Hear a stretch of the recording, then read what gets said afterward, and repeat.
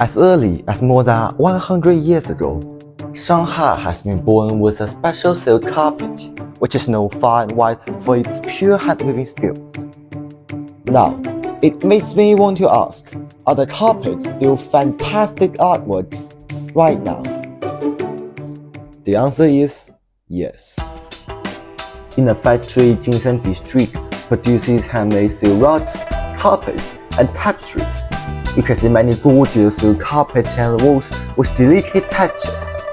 Especially when you watch closely to the carpets, you may notice they are three-dimensional.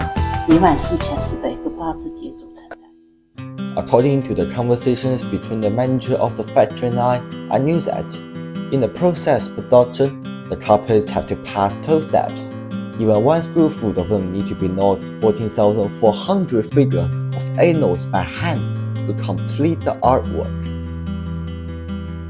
The enduring art of the carpets are worth exploring and preserving by more people. From my point of view, this carpet not represent a very high level of craftsmanship, but also symbolize solidarity and brotherliness scenes. Because of the spectacular hues and unique weaving skills of the carpets, I have deeply fallen in love with them.